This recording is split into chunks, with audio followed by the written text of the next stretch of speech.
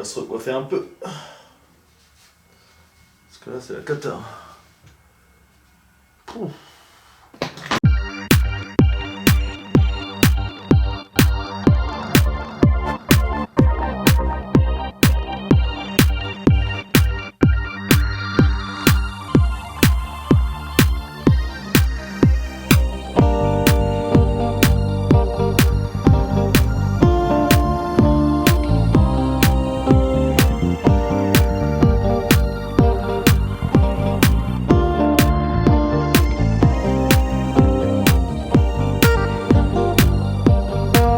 Bonjour à tous, c'est Romain pour Fun Android et aujourd'hui je vais vous proposer un test du LG G7 ThinQ. Alors je vais tout de suite vous expliquer pourquoi ça s'appelle ThinQ, c'est tout simplement parce qu'il y a une intelligence artificielle qui est intégrée à ce LG G7, mais pour que le test passe mieux et que j'ai pas à prononcer 50 fois ce petit terme qui en plus me saoule, on va l'appeler LG G7.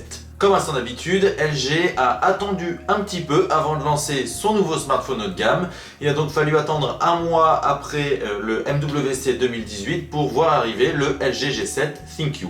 Ce LG G7, c'est donc l'héritier du LG G6 et il est là pour concurrencer les smartphones les plus haut de gamme comme le Galaxy S9, le Galaxy S9 Plus, le HTC U12 Plus ou le Sony Xperia XZ2. Les années précédentes, LG a sorti de très bons smartphones, on pense au G6 qui était excellent, ou au LG V30 qui lui aussi était un très bon smartphone, mais le problème de LG c'est le timing et le marketing. Le LG V30 était sans aucun doute pour nous l'un des meilleurs smartphones de 2017, voire le meilleur de 2017, il était vraiment très complet. Malheureusement, il ne s'est que très peu vendu puisqu'il est arrivé dans les boutiques françaises 3 mois après son annonce officielle, ce qui est énorme sur le marché des smartphones tant il y a de sorties toutes les semaines. Alors est-ce qu'avec le G7, le constructeur a corrigé ce problème de marketing et ce problème de timing? Pour ce qui est du timing, pour le coup, il y a toujours un petit peu de retard, donc on se demande pourquoi LG persiste à sortir son smartphone plus tard que les autres. Le constructeur nous a expliqué que c'était tout simplement pour ne pas être fondu dans la masse, mais finalement en sortant un petit peu en retard, les concurrents ont le temps de voir les prix de leurs smartphones baisser un petit peu, ce qui est plus intéressant pour le consommateur. Alors comme sur les derniers tests qu'on a pu proposer, le test du WecoView 2 par exemple, je vais vous proposer de voir les principaux points forts de ce LG G7, puis les points faibles et pourquoi selon nous il vaut plus le coup qu'un autre smartphone ou moins le coup qu'un autre smartphone tout simplement. C'est parti donc pour le test complet du LG G7.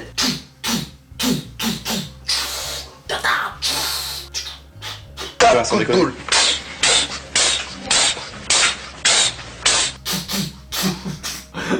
Il en peut plus. On va commencer par le design du LG G7 et pour le coup LG n'apporte pas grand chose de plus par rapport au LG V30 qu'on a pu voir auparavant. Le design du LG G7 il est énormément inspiré de ce V30. Nous on en est plutôt satisfait parce que ce smartphone il est tout simplement magnifique. Nous on aime beaucoup. Alors chez nos confrères il y a certains avis qui sont un petit peu mitigés, mais nous on aime vraiment parce qu'il est à la fois compact, il tient bien en main, il est en verre, il est joli, il a une belle robe.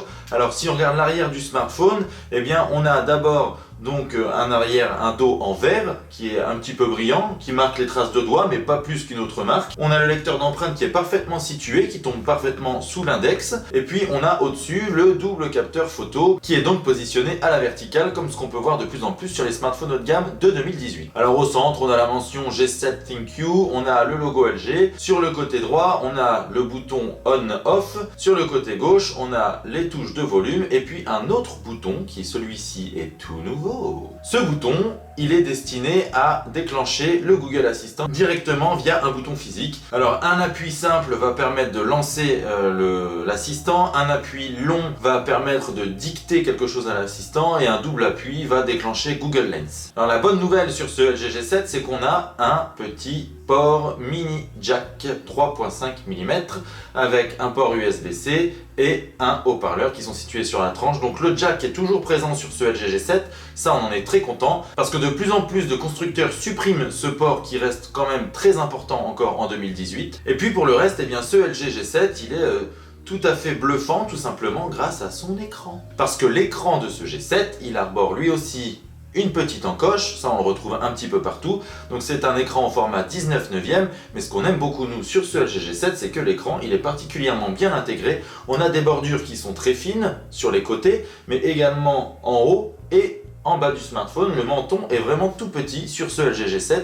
et ça on aime beaucoup. Alors la prise en main du LG G7 elle est excellente, il n'est pas large du tout, il est très fin, il tient bien dans les mains, il ne glisse pas des mains, ça c'est plutôt pas mal pour un smartphone en verre, c'est assez rare pour le souligner. Et puis les boutons sont très facilement atteignables, même si on a un petit bémol pour le bouton du Google Assistant qui est situé juste sous les touches de volume et sur lequel on a tendance à appuyer de manière involontaire. Ça c'est un petit peu dommage, mais bon, on finit par s'en arranger. On notera également que le LG G7 il intègre toutes les normes modernes qu'on retrouve sur les modèles les plus haut de gamme, c'est-à-dire qu'il est IP68, donc il résiste à l'eau et à la poussière, et il est aussi compatible recharge sans fil, et j'y reviendrai dans la partie autonomie. Et nous allons maintenant passer aux performances. Alors l'autre point fort du LG G7 ce sont ses performances, tout simplement parce que comme quelques smartphones très haut de gamme, il intègre le dernier processeur de Qualcomm, le Snapdragon 845.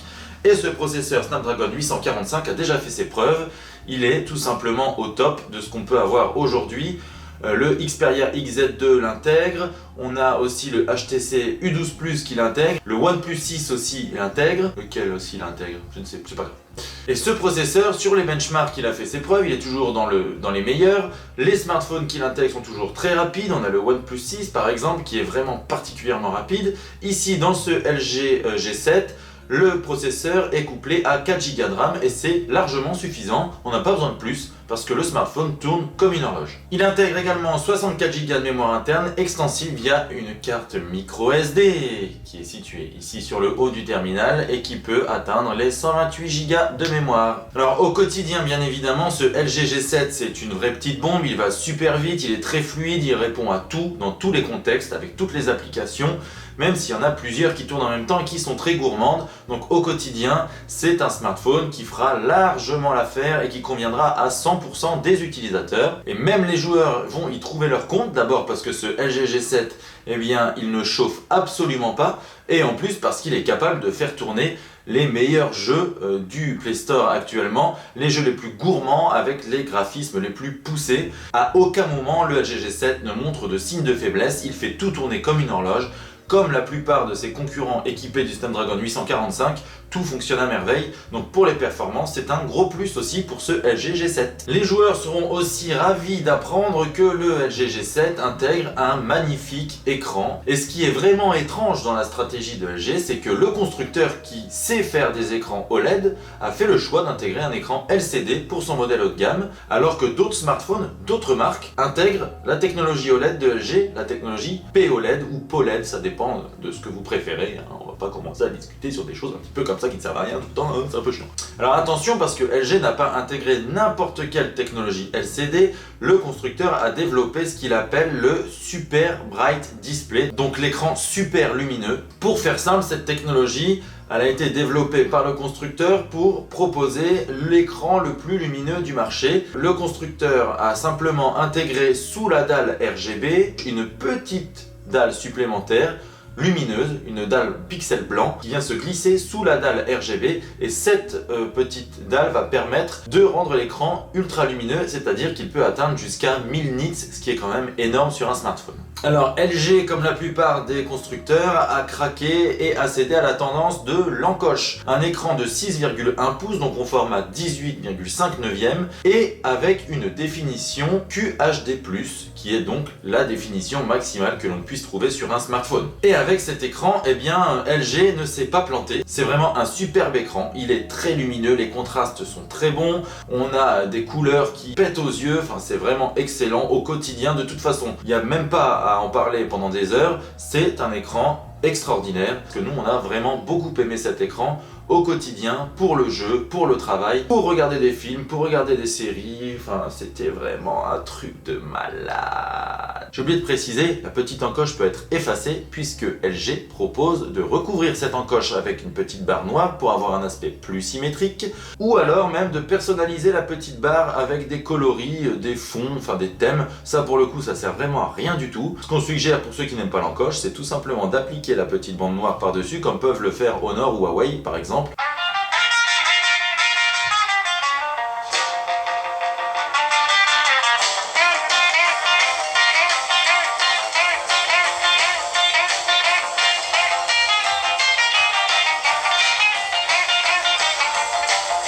Et oui, le LG G7 est le meilleur smartphone pour l'audio que l'on connaisse en 2018, tout simplement. Il n'y a rien d'autre à dire, c'est de la bombe. Alors comment a fait LG pour proposer le meilleur smartphone pour l'audio? Eh bien, le constructeur a repris des ingrédients qu'il avait déjà utilisés sur le LG V30 et qui nous avaient déjà beaucoup séduit. On retrouve donc le fameux Quad DAC qui permet d'avoir un son de meilleure qualité avec beaucoup plus d'équilibre et puis surtout un volume élevé sans distorsion, et ça c'est vraiment très agréable. Pourtant le LG G7 n'a qu'un seul haut-parleur, mais la restitution du son est vraiment excellente, il n'y a vraiment rien à dire là-dessus. Alors attention, c'est excellent, mais il s'agit quand même d'un smartphone. Il ne faut pas non plus dire que c'est la qualité de son d'une enceinte haut de gamme. On va se calmer aussi à un moment donné. Alors pour améliorer encore la qualité du son, LG a intégré la technologie DTS-X 3D qui est donc censé apporter un son plus immersif. Alors dans les faits, on n'a pas vraiment l'impression de voir une différence extraordinaire par rapport à un LG V30, mais alors par rapport à la concurrence, il n'y a pas photo du tout. Le LG G7, il est très loin devant ses concurrents pour l'audio. On peut ajouter à ça qu'il est compatible Bluetooth 5.0, qu'il est compatible avec toutes les normes d'écoute HD, donc l'aptX HD, le LDAC, etc., etc. Et cerise sur le gâteau, il intègre un port jack 3.5 mm, alors que tous ses concurrents sont en train de le supprimer des smartphones. Et on vous a gardé le meilleur pour la fin, LG a développé une technologie baptisée Boombox. Et le boom, c'est pour les basses. Et comment a fait LG pour, dans un smartphone fin, donner des basses? Il a donc développé un algorithme spécial qui permet de transformer les espaces vides du smartphone. Donc dans le smartphone, il y a des espaces vides. Tous ces espaces vides se transforment en caisse de résonance et vont restituer des basses qui sont tout simplement hallucinantes pour un smartphone. Quand on le pose sur une surface plane et qu'on envoie la musique à fond, c'est hallucinant et le smartphone fait trembler la surface plane tellement il y a de basses qui ressortent du unique haut-parleur. Ça, c'est surtout ça qui est impressionnant. Donc pour l'audio, le LG G7 c'est le must. Et il y a des écouteurs qui sont fournis, donc on n'a pas les mêmes écouteurs développés par Bang & Olufsen qu'on avait dans le LG V30. Ça c'est un petit peu dommage, mais on a des écouteurs qui sont tout à fait honorables pour des écouteurs fournis. Et puis de toute façon, on peut brancher n'importe quel casque et n'importe quel écouteur sur le LG G7 puisqu'il a le port jack et qu'il est compatible Bluetooth 5.0. Et donc ça c'est génial, merci LG de penser aux utilisateurs qui aiment la musique. Alors ce LG G7 il a plein de qualités mais il a aussi quelques défauts, et le défaut majeur on va dire, même si c'est pas un défaut de folie, même si c'est pas un vrai défaut, même si en soi il n'est pas mauvais non plus, mais ça reste quand même la photo. LG s'est un petit peu planté sur la photo, il faut bien le dire, et on est un petit peu triste quand même de le constater parce que le téléphone on avait vraiment envie de l'adorer parce qu'il était excellent à peu près partout sauf sur cette partie photo.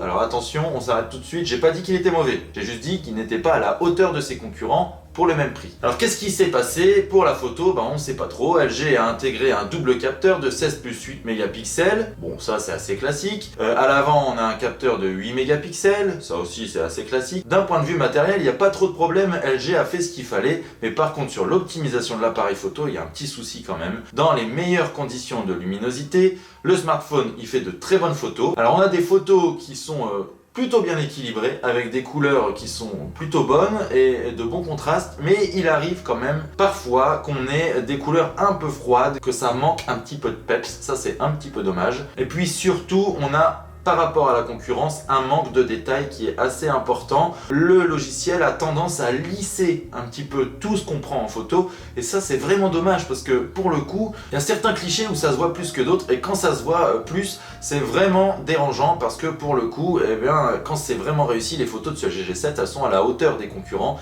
mais malheureusement c'est trop aléatoire pour que ça fonctionne. Au début on a vraiment eu peur parce qu'on a une version qui n'était pas finie du LG G7, et du coup les photos c'était la cata par rapport à la concurrence.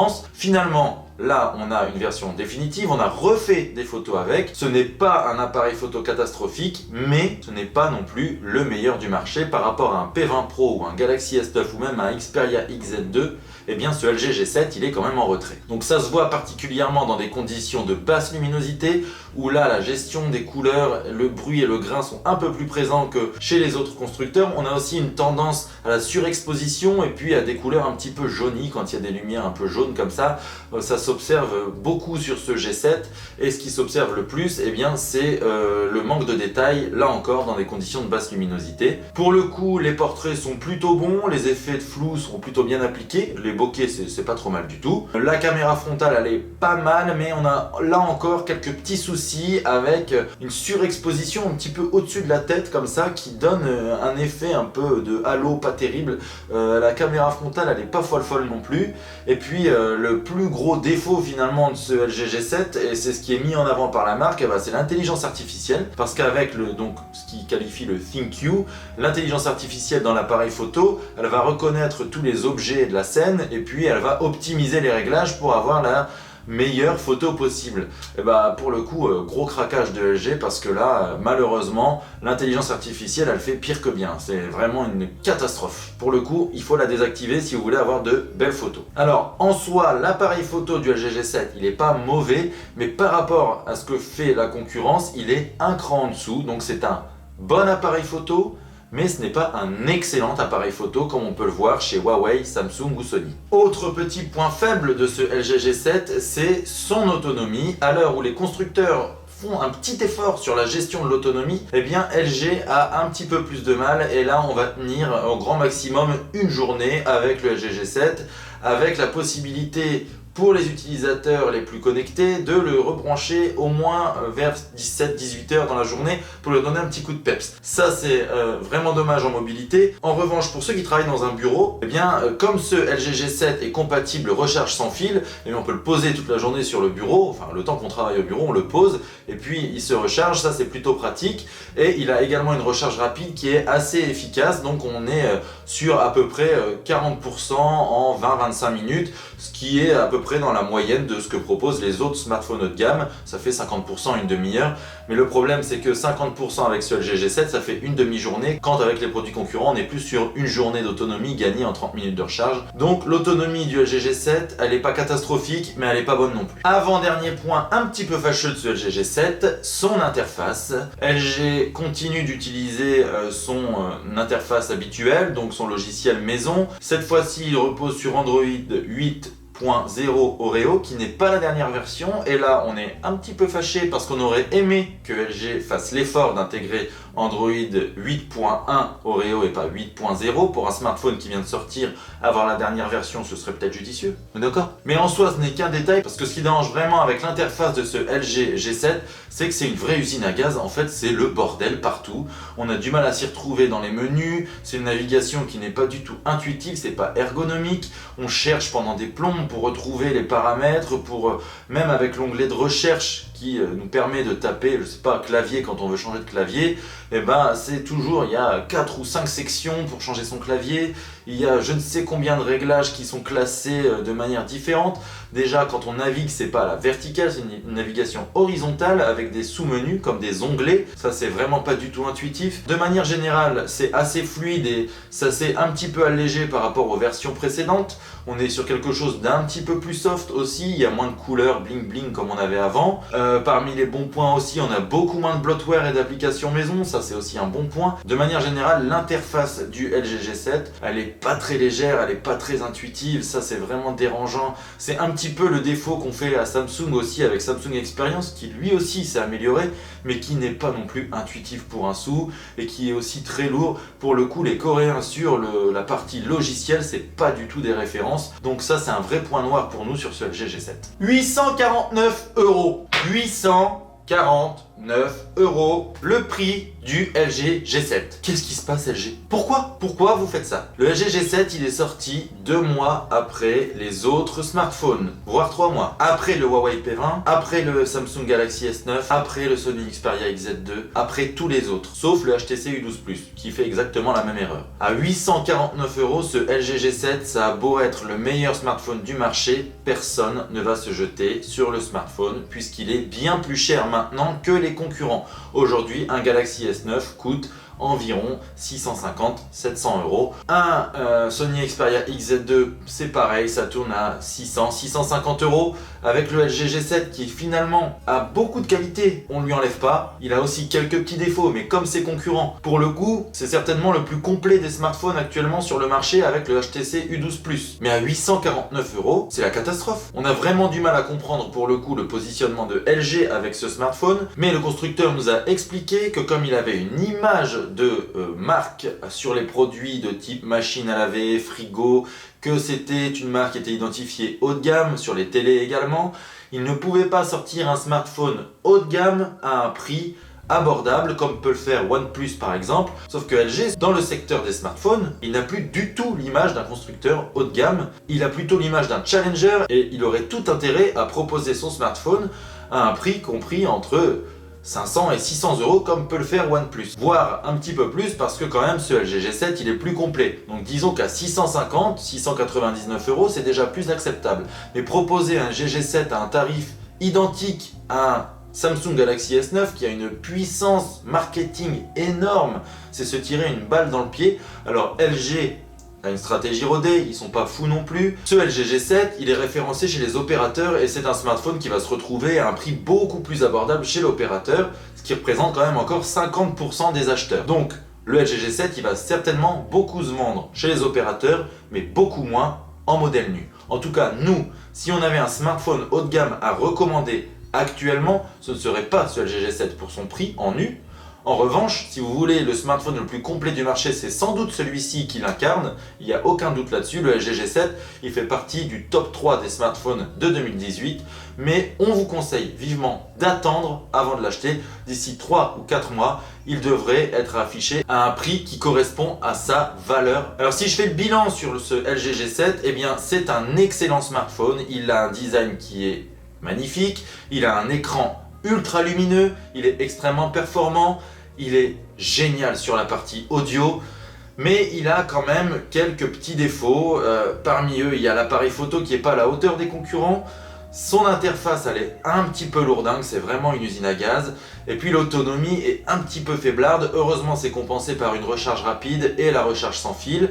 Et puis on soulignera aussi qu'il est IP68 et ça pour la longévité c'est plutôt pas mal. Mais le plus gros défaut de ce LG G7 eh bien c'est son prix, parce qu'à 849 € il est pour l'instant trop cher et on vous conseillera donc d'attendre un peu pour vous jeter dessus. À la rentrée par exemple il y aura certainement des offres de rentrée scolaire qui devraient être intéressantes, ou même à Noël, puisque d'ici le mois de décembre ce LG G7 il y en aura encore assez dans le ventre pour rivaliser avec les meilleurs du marché. Donc encore un petit peu de patience. Voilà, cette vidéo est maintenant terminée. Je vous remercie de l'avoir visionnée. Je vous remercie d'être abonné si c'est déjà fait. Ceux qui ne le sont pas, je vous invite à vous abonner. Je vous invite également à nous suivre sur les réseaux sociaux. Je mets tous les liens dans la description. Je mets également le test complet du LG G7 dans la description. Et puis il ne me reste plus qu'à vous remercier une fois encore. Merci pour votre fidélité et je vous dis à bientôt pour de nouvelles vidéos sur Phone Android. Ciao ciao, et comme toujours, plein d'amour sur vous!